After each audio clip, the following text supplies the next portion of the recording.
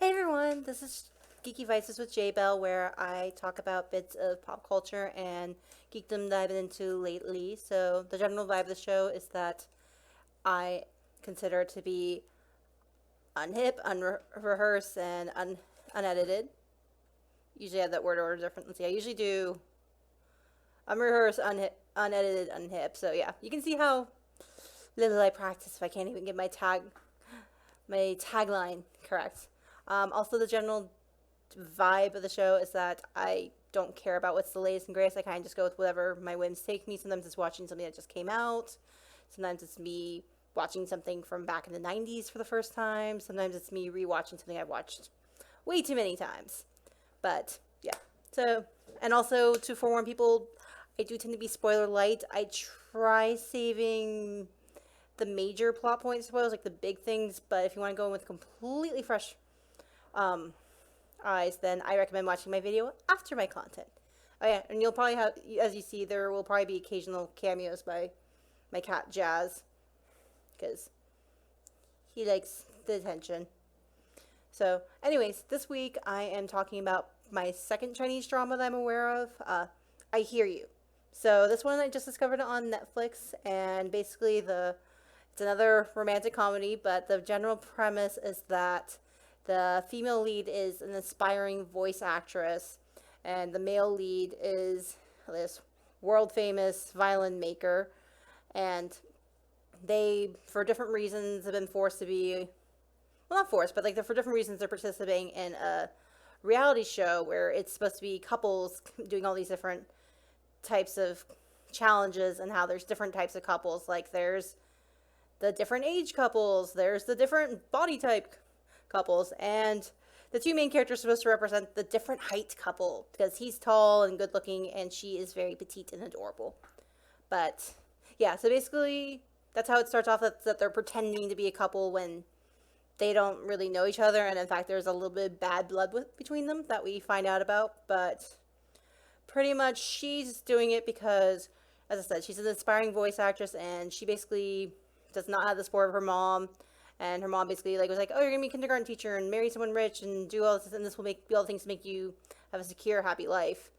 But she's decided to quit her job, and she's been studying Japanese, and she's trying to save up money to go to school in Japan to further her voice acting.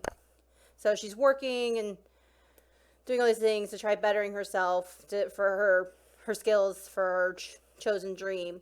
And the thing is that she needs to save up money to go to school. So she's doing it because she's helping out her best friend, who's one of the producers, but also because there's a good amount of money for being on the show. So that's why the female interest, Bei Ordual. I'm sorry if I'm butchering the name. I am terrible with Chinese names. I don't really have an ear for it, but that's my attempt. So just go with it. So yeah, that's her reason. And then we find out that the guy's name, Ye Shui, if I remember his name correctly, he's basically doing it because, as I said, he's a violent maker, and it turns out his nephew, who's I think slightly older than him, but there's the big difference. But anyways, his nephew makes a bet with him. The bet, if he loses, he'd have to be on the show, and he has a strong sense of honor and such. Like he has a very strong sense of principles, and like he really hates to waver from what he believes is how things should be done or what he should do. But yeah, he loses the bet, and then the bet was whether his nephew could identify the difference between these two pieces of music. And the nephew didn't have the ear for it, but he played the CD because his nephew's the other producer.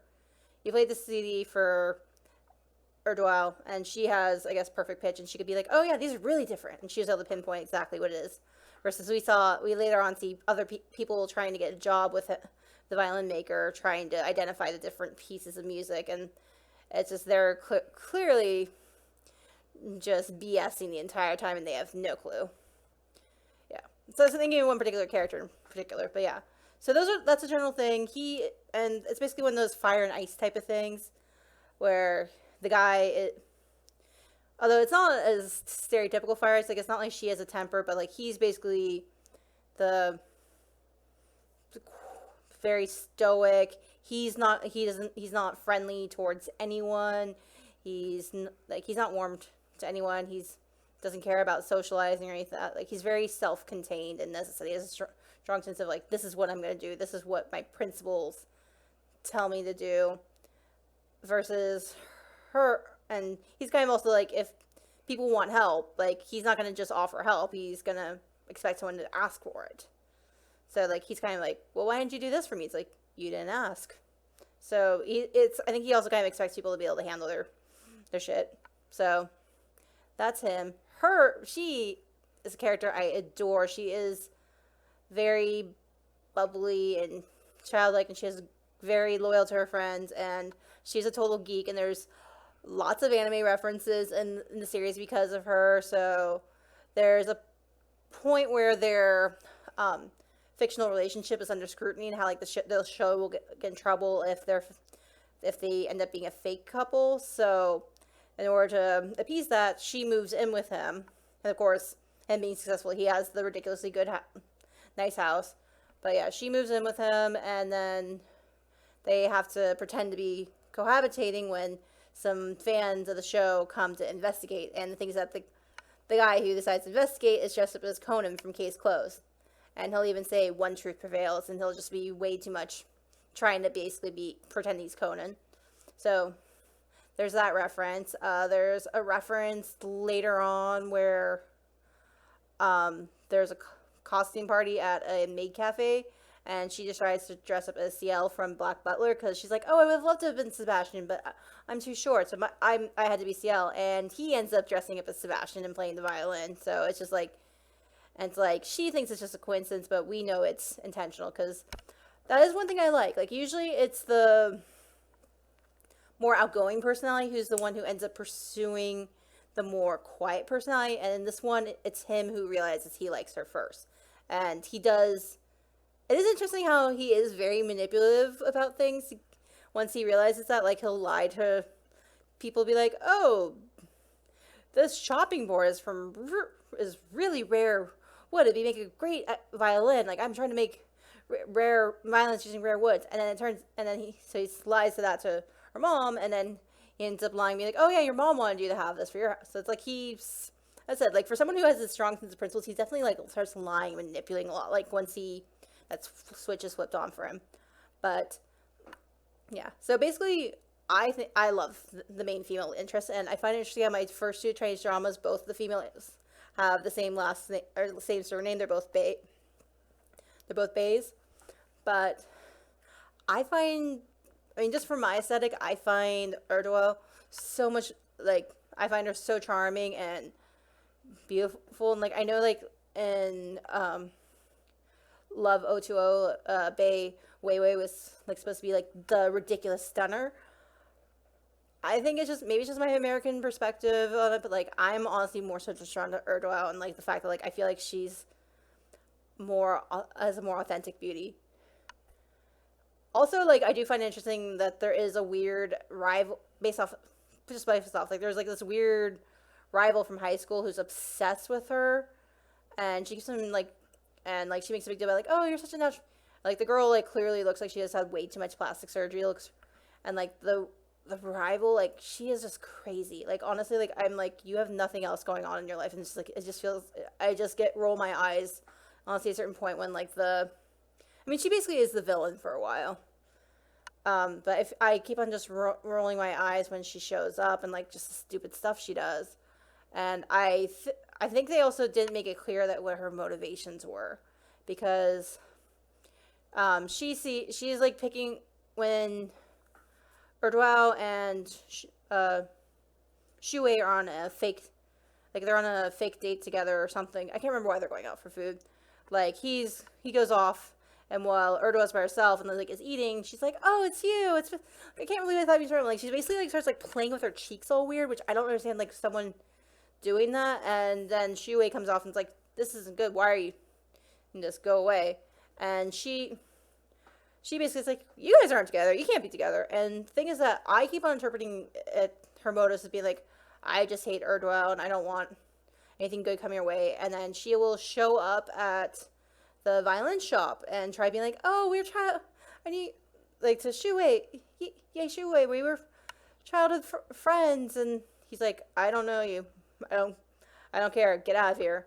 And like, she's just weirdly just keeps on fixating him. I always, as a, like, my interpretation was that she was just weird, crazy stalker. Like, she keeps on trying to thwart Erdwell when, like, they're both at events for being internet celebrities. It's like she keeps on trying to be jealous toward her, or like she's doing interviews about voice actors for this upcoming anime that's being translated, and she like will be like, nope, we're not interviewing her. Oh wait, but there's something. It sounds like someone's accusing her or something. What did you say? Like, that's just her total thing. Like, how she just doesn't.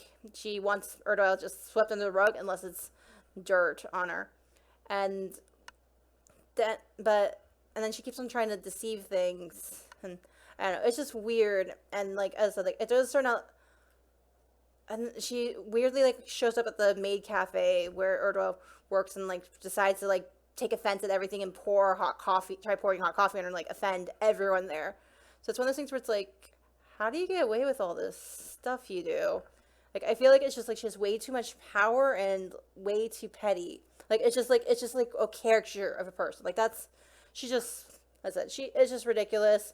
And it turns out that her motive is because legitimately, she wasn't lying when she said like that Shuei was her childhood crush. Like, wait, I thought you were lying because you were just weirdly fixated on Erdwell. But no, she actually did legitimately always have a crush on him. But whatever, as I said, thankfully she's not part of it the whole time.